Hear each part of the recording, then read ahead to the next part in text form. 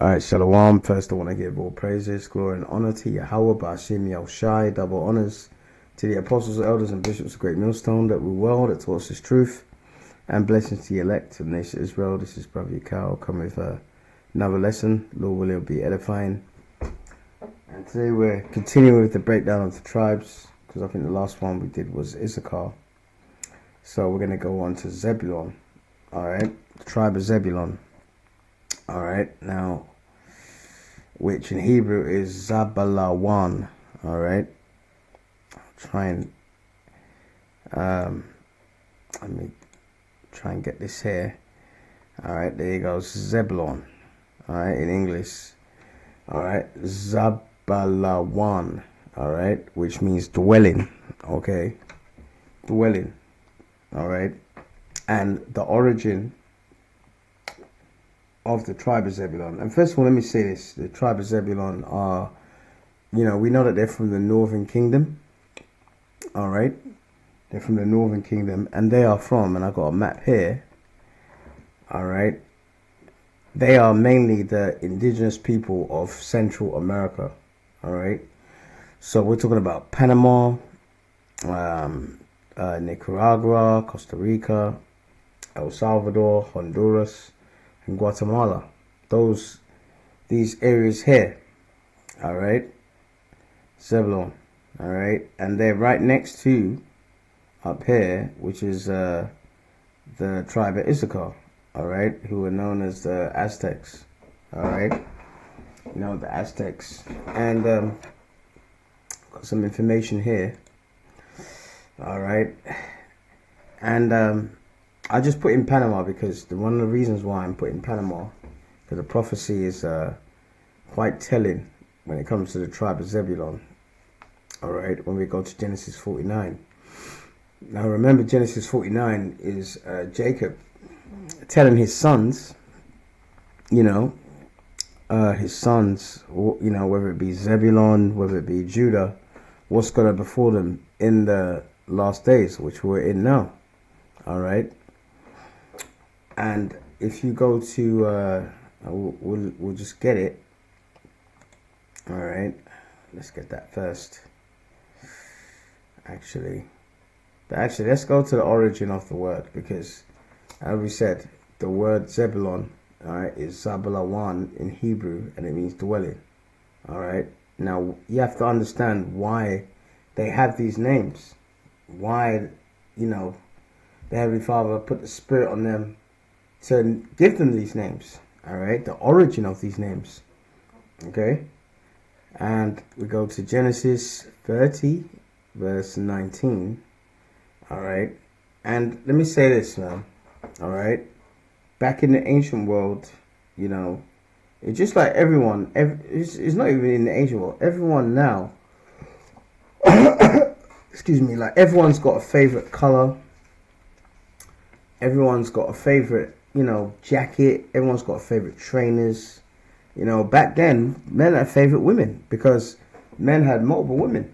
All right, okay, and Jacob had Leah, Rachel, and the two handmaids, man. All right, but the reality of the situation is that he favored who? He favored Rachel. All right, he favored Rachel, but Leah was his woman. All right, and she popped out many children for him, man.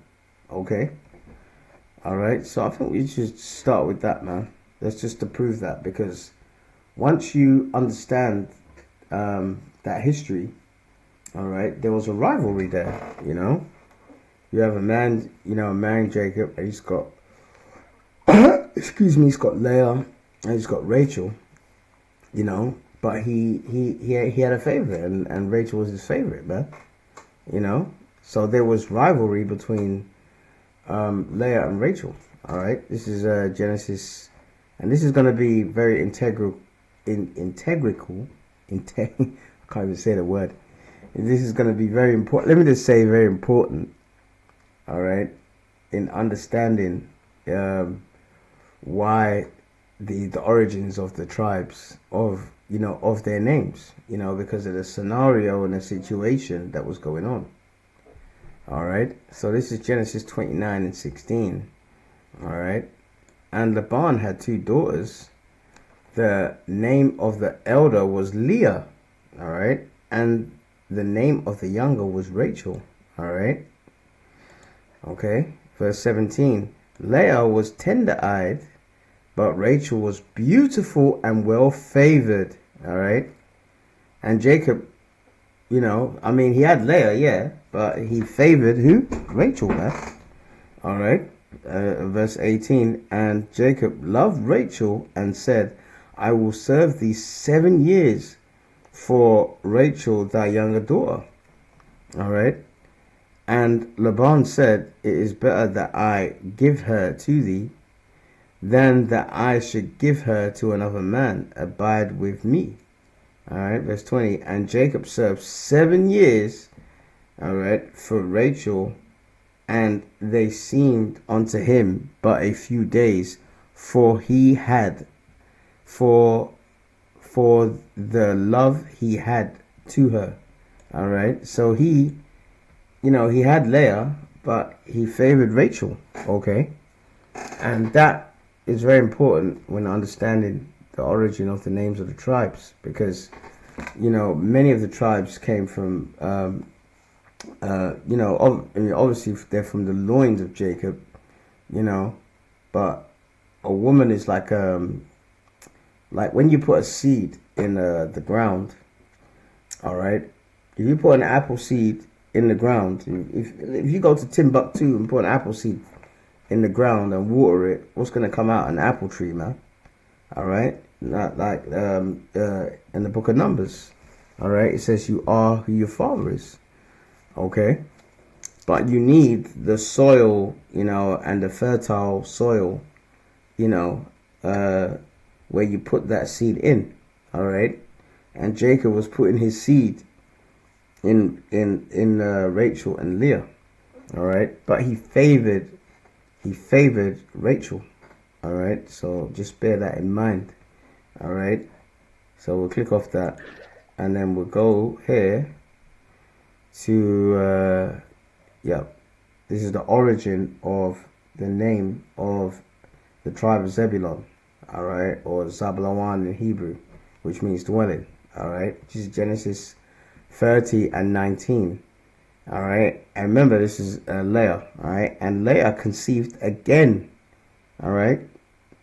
And bare Jacob the sixth son. So, yeah, Jacob favored Rachel. All right. But, hey, Leah was popping out more children. All right. All right. And remember, he favored who? Rachel, because, he favored her. Just like, as I said, everyone's got a favorite. Like the Heavenly Father made 18 nations, all right, of people, and he favored us to be his chosen people. All right. So we are the elect nation on the planet Earth. All right. The Lord made 18 nations, but he chose the nation of Israel. All right. Like Deuteronomy 7:6 says, to be above all nations. So we are the elect nation. And that's why he punishes us for all our sins. All right. Okay. So just like the Lord has a favorite, Jacob had a favorite, and that favorite was who? Rachel.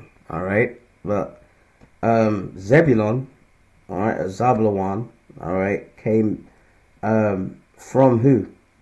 All right. Leah. Leah is the one that gave birth to the son Zebulun. All right. All right. Genesis 30 and 19. And Leah conceived again and bare Jacob the sixth son. All right. Verse 20. And Leah said, God have endowed me with a good dowry. All right. Now my husband dwell with me, because I have borne him 6 sons. And she called his name Zebulun. All right, or Zebulun in the Paleo Hebrew. All right, so she popped out a 6th son, and she's like, okay, you know what, this is beautiful. I've popped this son out, and now my husband would dwell with me. So she called him Zebulun, you know. And why did she feel that? Because she thought that, the more she was competing, and in the ancient world, the men were the prize, unlike this wicked society, you know. So she came out, she popped out a sixth son, all right, and called his name Zebulun, which means dwelling, because she said, now my husband will dwell with me, meaning that now Jacob will get more closer to me, all right. He will dwell with me rather than, because remember he had what's it called? He favored Rachel, but Rachel, didn't. She wasn't as her womb wasn't as fertile as Leah. All right, so there was some rivalry there. All right, so that's why his name is Zebulun, which means dwelling. Okay, so I hope that's quite clear. Now let's go to Genesis 49 here. Click off that. All right, now this is it goes to Genesis 49 and 1. All right, just to remind you. And Jacob called unto his sons and said, gather yourselves together, that I may tell you that which shall befall you in the last days. And if you go into that word before, it means to encounter in the last days. So, and we're in that time right now. All right, and we're going to prove it when we go down to verse 13. All right, and talking about the tribe of Zebulun. All right, Genesis 49 and 13. Zebulun, all right, or Zabulon in Paleo Hebrew, shall dwell at the haven of the sea. All right, and he shall be an haven of ships. All right, so Zebulun should dwell at the haven of the sea, and shall be for an haven of ships, and his border shall be unto Zidon. All right, and what's that talking about? It's talking about the Panama Canal. All right, because if you look at, as I said on the map here, all right, most of the tribe of Zebulun, all right, are here in Central America, in these regions here, including Panama. All right, now we know that there was a Panama Canal that was what is constructed now. All right, but we'll go into the history of it. All right, and by the way, the Panama Canal was built. It was what's the word? It was thought about being built from the 1500s. In fact, the Spanish wanted to what's it called? I think one of the kings, Charles V. He wanted to do a canal, because the Panama Canal, is basically a shortcut, man. All right.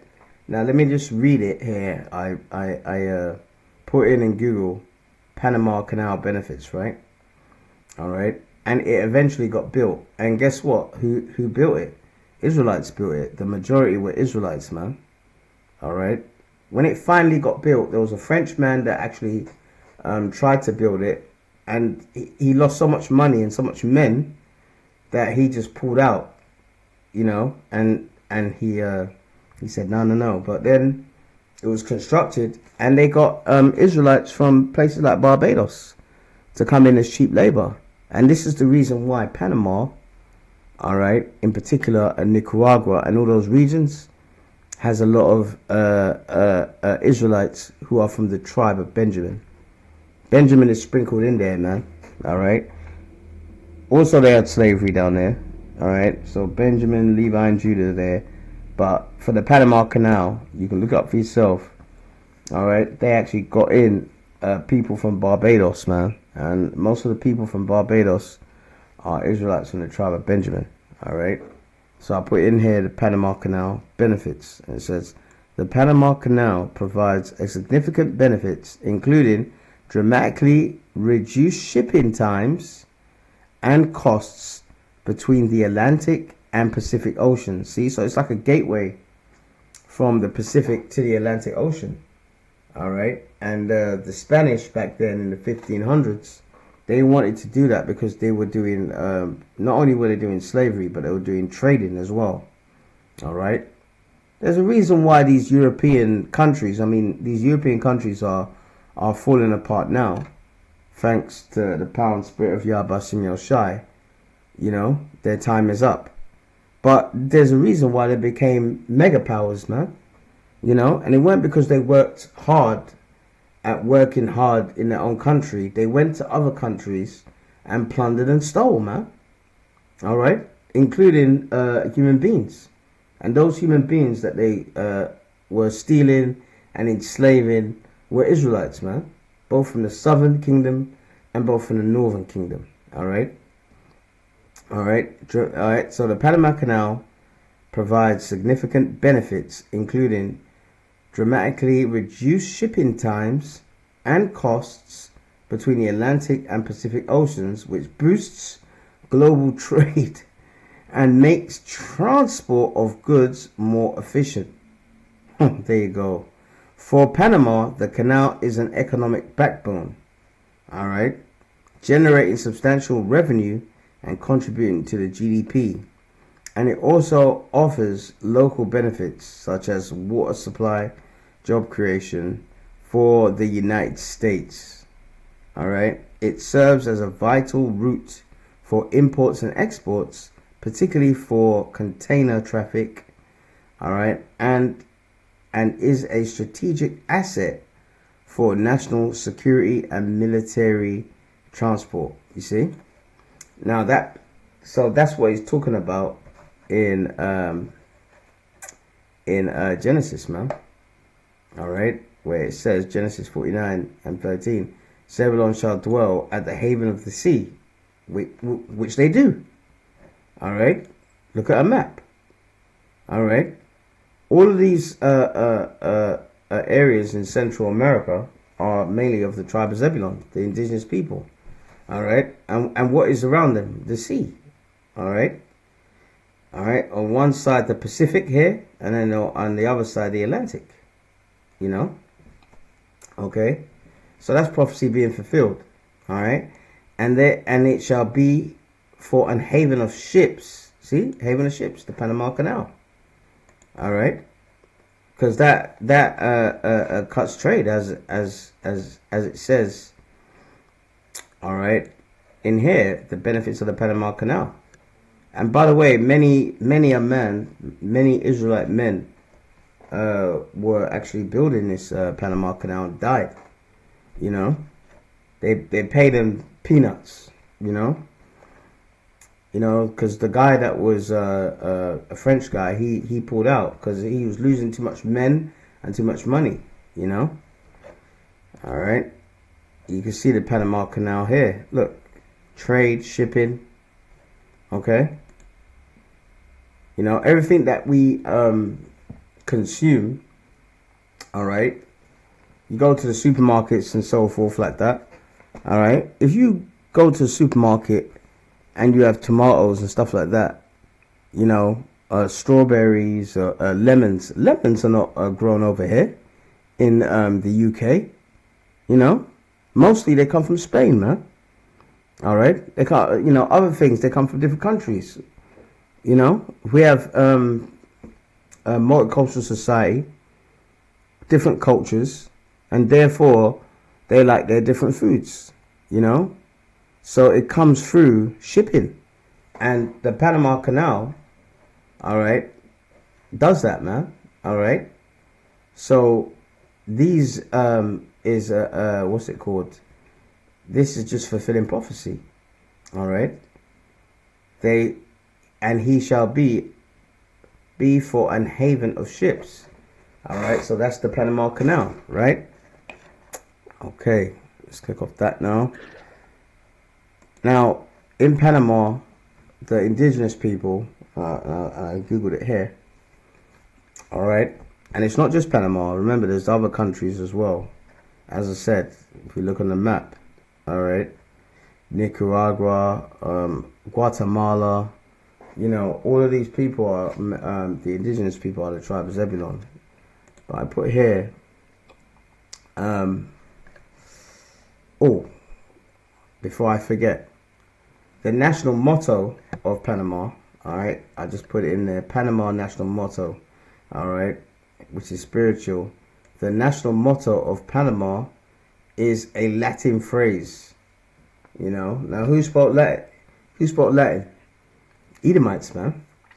All right, so that shows you who controls, who is in the what's the word, in the power seat when it comes to Panama, all right, and all these other countries that the tribe of Zebulun are in, but mainly Panama, all right. A Latin phrase, pro mundi beneficio, which means for the benefit of the world.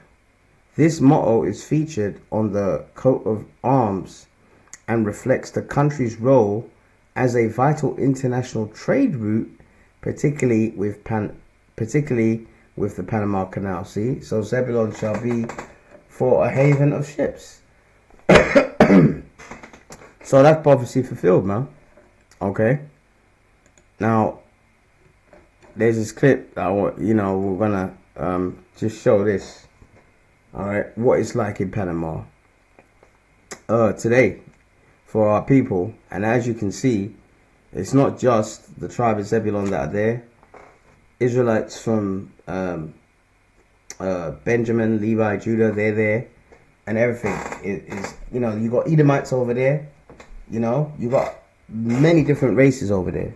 All right, but this is a clip that I saw. I just want to play a bit because you have to understand how you know, what is the environment for our people, you know, in these countries, man, because it's all prophecy.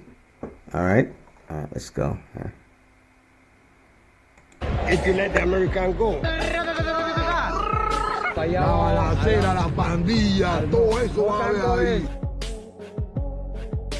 They came in construction of the canal. And what was it like working with Americans? Oh man, that was beautiful, man. We have a crazy general controlling the country, Noriega. But down here, yeah, there's a lot of sicarios. A guy from the street robbed her, and she's from the street too. I mean, sure. That's so crazy. And there's no law and order. So the American came in and they make it better. No. Hell no, we're going to war. Te voy a decir porque yo trabajé con el general Noriega. En serio? Sí. Didn't get stabbed by any crazy guy. Los policías son muy corruptos en Panamá. Están buscando dinero y ven a quién le pegan, a quién le meten preso. Are we in Southern California or Miami? This is the mayor of Panama City, bro. Actually more reasonable and cheaper for the U.S. to help out down here than to put an entire border wall in the U.S., which is doing, but it is founded in American culture. I don't fear about nothing. Anyone I fear about is God. Yeah. That's it. What's the difference between... See, did you hear what the guy said? He goes, I don't fear nothing, I only fear is God. And that guy is an Israelite from the tribe of Benjamin. I watched the video last week, and he was the one that was saying that, you know, his grandparents, you know, some of his descendants came over, all right, from Barbados to build this Panama Canal, you know, and a lot of Jakes died in that, man. Okay, you know. But the indigenous people, let me come here. All right. So we've got the motto, and the motto of the country, pro mundi beneficio, which means for the benefit of the world. It solidifies what Jacob was saying. You know, that Zebulun will be a haven of ships, because that whole Panama Canal, all right, is like a shortcut for trade, so it benefits the whole world, man. You know, anything but us. You know, it don't really benefit our people. You know, unfortunately. In a way, it did. You know, it does, because, you know, at the port you have, you know, some Israelites, you know, that are working there. But in general, this is what's it called? Is the earth is given into the hand of the wicked, man. You know, I guarantee you, most of those containers and all the produce and the, you know, all the people that are making money from it are not mainly our people. All right. Now, if we go to also Deuteronomy, all right, 33 and 18, all right. And before I read this, remember the map, all right, because remember we had before the Edomites came, you know, and conquered our people, all right, and they did conquer them, man, you know, because if you go to Guatemala, all right, today, all right, there is a drought, man, a real drought, you know, because it's an agricultural country and people can't make a lot of money there. So this is the reason why under Biden, people were coming from these Central American areas. And not only there, they were coming from Venezuela, you know, because of, you know, the problems there, you know, etc. Which is partly America's fault with the sanctions. And they were walking from there all the way up to Mexico and try to get into America, you know. You only do that if you're desperate, man. Okay. Now, before I get that, all right, we've done the motto. All right. I've put in the indigenous people of Panama. Panama is home to 7 indigenous peoples. All right. The Agambi, the Bugula, the Guna, the Mbua. All right. Wunan, the Bribri, and the Nassau Tadi. These groups are the original inhabitants of the land and live in various regions of the country, maintaining their cultures, languages, and traditions. All right. They are known for their traditional government systems and skilled crafts. All right. And the ones that you know, you know, who's tried to stick to their indigenous, you know, origins and stuff, they don't want any part of the mainstream life over there in Panama, man, you know, because you have to understand the Spanish conquest, you know, the Spanish conquest, it was brutal, man, you know, so many of them went into, you know, certain areas, you know, to escape, you know, the Spanish and stuff, man. And they've been there ever since. All right. Okay. But remember, the Lord said that we will discontinue from our heritage. So if you go to them and say to them, listen, you know, I mean, now you never know, because the Lord is waking up our people, you know. But at one time, the tribe of Zebulun and all the other Northern Kingdom tribes, all right, they were keeping the laws of Yahweh Bashim Yahushai when they went from Assyria, all right, which is in the Middle East area, and went to the Americas. Okay. Now this is Deuteronomy. Now in Deuteronomy 33, these are the blessings, right? All right. This is Deuteronomy 33 and 18, and it said, and Zebulun, he said, rejoice, Zebulun, in thy going out, and Issachar in thy tents. All right, and remember the reason why it says that, because Zebulun and Issachar are our neighbors. All right, Zebulun was here. All right, and Issachar was around here in Mexico, very close. All right, the Aztecs and the Mayans, you know. All right, if you watch the film Apocalypto, which is about the so-called Aztec Empire, which is the Issacharites and stuff like that. But you have to understand that they were close neighbors, man. All right, you know. So when all the tribes went to this unknown lands, which is the Americas, at first they were keeping the tribe. They were keeping the laws of Yahweh Shem Yahushai. I'll prove that. Wait, let me go back now. All right, so let's go back now So it says Deuteronomy 33 and 18. And Zebulun, he said, rejoice, Zebulun, in thy going out, and Issachar in thy tents. Verse 19, they shall call the people unto the mountain. There they shall offer sacrifices of righteousness. See, of righteousness.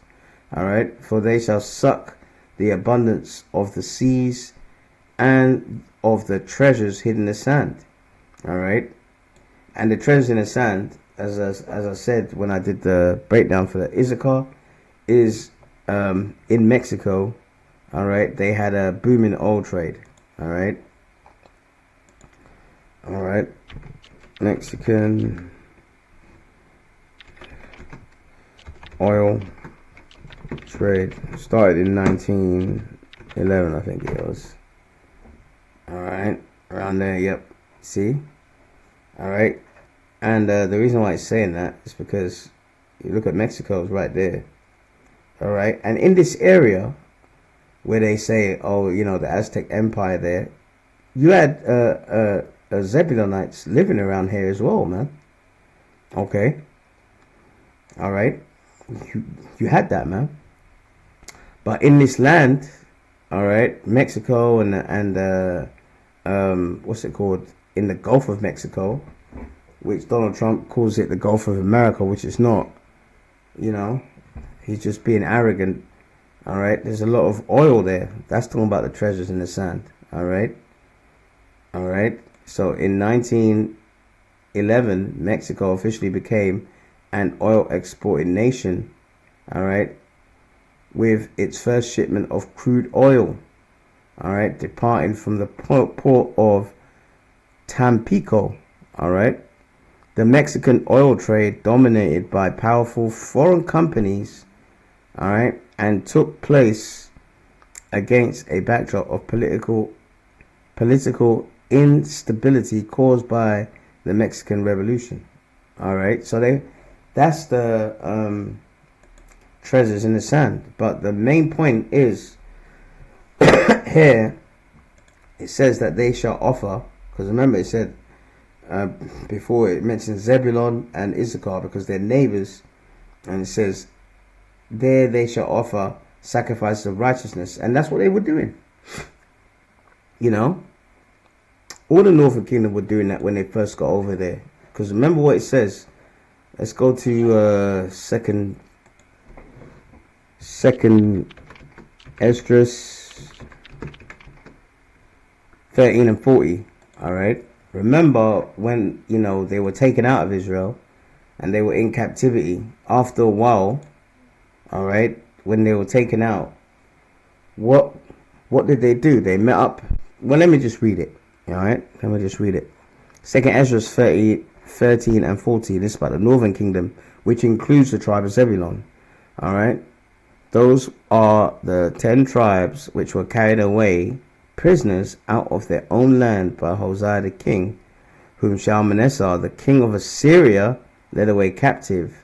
They carried them over the waters, and they came, and so came they into another land. So they were taken out of the land of Israel. All right, because of their wickedness, man, because of worshiping other gods, you know, not keeping the commandments, and then it was only Benjamin, Levi, and Judah left. So that's why when Yahushua was on the scene, it was only the southern kingdom that was left. All right, 41. But they took this counsel among themselves that they would leave the multitude of the heathen. All right. So this is when they're out of Israel, is when they've been in, you know, this captivity. All right, and go forth into a further country where never mankind dwelt, and that's the Americas, and that includes the tribe of Zebulun. All right, but why did they do that? Why did they take this counsel? Keep going. All right, verse 42. This is the all right, and this is the main point, that they might there keep their statutes, which they never kept in their own land. See, so their main focus was like, listen, let's get out of here among these heathens. All right, we were taken out. We know we know why the Lord allowed this to happen to us. let's go into another land where never mankind dwelt. All right, and that was the Americas. Okay, and it said that so that they might what? Which they and the reason why is in this verse, that they might there keep their statues, which they never kept in their own land. See, so when they got there, they were determined, like, listen, we have to keep these laws, statute, commandments, and they were doing that, man. All right, that's why it says here, all right, when it talks about Zebulun and Issachar, it says there they shall offer, all right, there they shall offer sacrifices of righteousness. All right, so those sacrifices of righteousness was in the Americas. So tribe of Zebulun was doing that. Same with the other northern kingdom tribes, but they went off, man. All right, they started to stray away, and they were punished. All right, go to Hosea 8. Let's start from Hosea 8 and 11. All right. Okay. And because Ephraim have made many altars to sin, and Ephraim is who? So-called Puerto Ricans today, but it really represents the northern kingdom, man. All right, because if you know the history, and I don't want to highlight it that much, because this man, this monster that is ruling over us, all he wants to do is highlight the fact that our people went off and started doing, the northern kingdom, people like the Aztecs, the Mayans, so forth, started doing human sacrifice, and they did start to do that stuff, they started to go off, man. But at first they were keeping the law, statute, commandments, but they went off. All right, and all of them went off, man. Daniel 9:11 says all Israel transgressed the law. All right, because Ephraim have made many altars to sin. Altars shall be unto him to sin. All right, verse 12. I have written to him, all right, the great things of my law, all right, the Heavenly Father's law, but they were not counted as a strange thing, all right, meaning our people don't take heed. Oh, the Heavenly Father said not to eat pork. What's their favorite meat in that region? Pork, man. All right, they love it, man. It's cheap, this, that, and the other. All right, verse 18. They sacrifice flesh for sacrifices of mine offerings and eat it. What does that sound like, man? What does that sound like? But the Lord accepted them not. All right, the Lord is not with what our people, Zebulun and the other tribes, were doing, man. If you look at the Aztecs, the Mayans, all right, and all that region, all right, they had pyramids and so forth, but they went into doing human sacrifice, and it's true, and even now today, all right, even now today, if you go to the drug cartels, in these places, especially Mexico, which is mainly the tribe of Issachar and so forth, all right, the drug cartels, they will film killing someone, and basically they get a knife, and sometimes they cut the heart out while the person's alive, man. There was a documentary the other day on ITV News about Ecuador, all right, because they're using Ecuador as a new drug route, and the drug cartels in Mexico, all right, are controlling people in Ecuador with the drug trade, and they tell them to do these things, man. They're putting it on Instagram, Facebook, and they were showing it, and it was, they blurred it out, this, that, and the other. But back then, before the Edomites went over there, the Spanish went over there, this is what our people were doing. They were sacrificing flesh for the sacrifices of mine offerings and eat it, man. Alright? But the Lord, Yahweh, accepted them not. The Lord wasn't with it. Alright? Now will he remember their iniquity and visit their sins. They shall return to Egypt. And Egypt is a Greek word which means what? Bondage, man. Alright? And that's why the Lord sent the Spanish over there. Alright? Because our people strayed away from those righteous sacrifices to doing wicked human sacrifices, man. You know, drugging a woman, you know, putting her on an altar and sacrificing her, this, that, and the other. You know, like we have a blood covenant, you know, which was righteous, you know. You know, when we was in the wilderness, you know, with Moses, all the Lord said we shall do, but they turned it onto the left-hand side rather than worshiping and sacrificing righteously to Yahweh Shem Yahshai. They were doing it to strange gods, man. All right, and that's the reason why the Lord said what? All right, now I will remember their iniquity and visit their sins. They shall return to Egypt. And Egypt is a Greek word which means what? Bondage.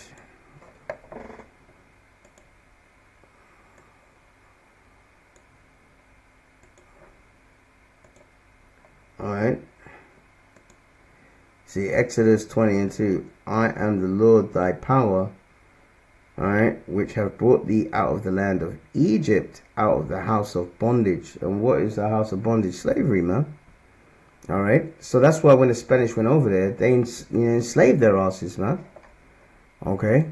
Now there's a video that I've got here.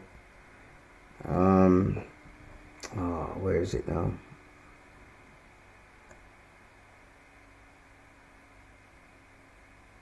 It's about life, poverty in Guatemala, man. All right, and why people are and remember the Guatemalans, the indigenous people of Guatemala are the tribe of Zebulun. All right, let's try and get this. Fancy. All right, yeah, this is a video about the tribe of Zebulun in Guatemala. All right. Let's have a look. The need to work together in order to stem the influx of Guatemalans coming to the border and creating opportunities for them at home.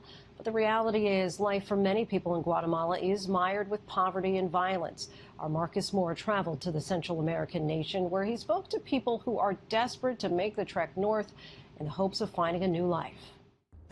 Away from the hustle and bustle of Guatemala's capital city, small communities dot the mountainous terrain. It is unequivocally beautiful, majestic even. But in the midst of the serene views, people here are struggling to survive. There is extreme poverty. Buenos días, me llamo Marcos.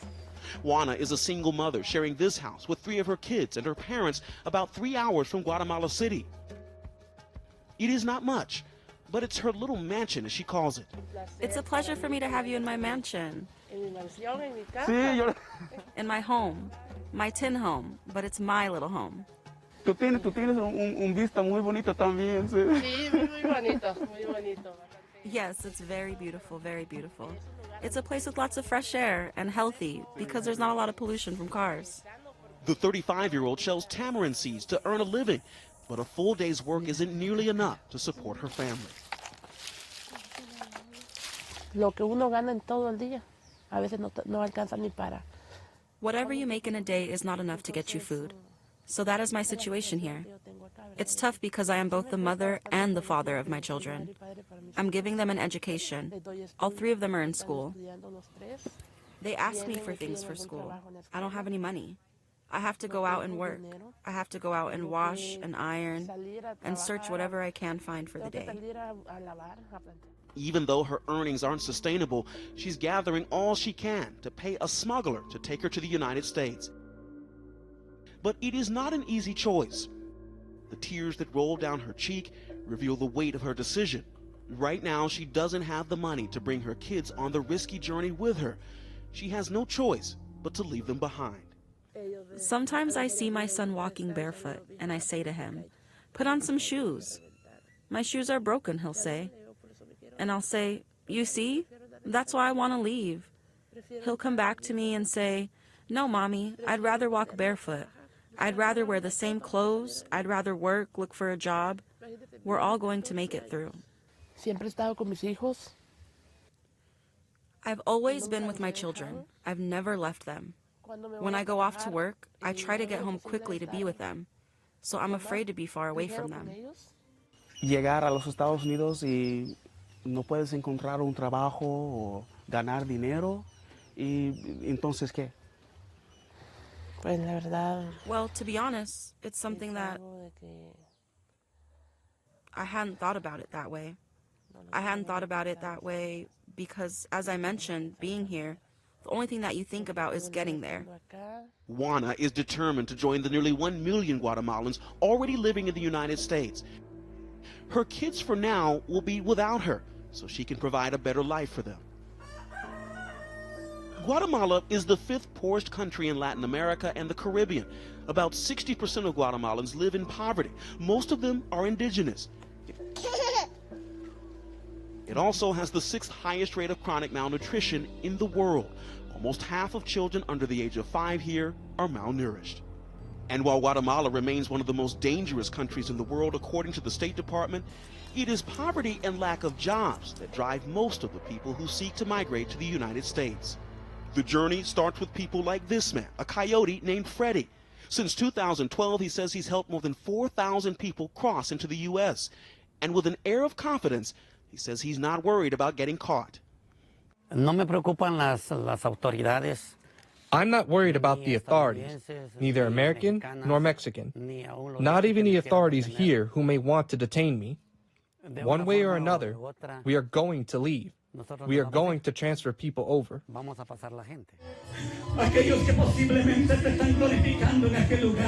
Freddie is also a Christian pastor, preaching to his followers.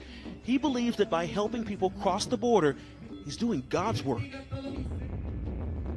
Jose is one of his clients. The 21-year-old plans to give his motorcycle to his brother and is mortgaging his property to help pay for the costly trip north next week.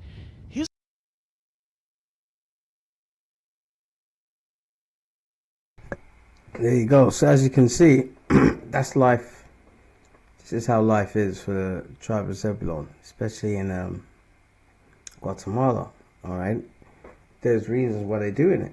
You know, no one's gonna up sticks, you know, their homeland, you know, and travel through, you know, 3 or 4 countries to get to America if they weren't desperate, you know. But if you watch this clip, what did it say? The majority of people in poverty are the indigenous, all right, who are the tribe of Zebulun. So listen, I'll leave it at that. I'll do another lesson tomorrow. I'll continue the breakdowns of the tribes. I pray you were edified. Until the next lesson, shalom.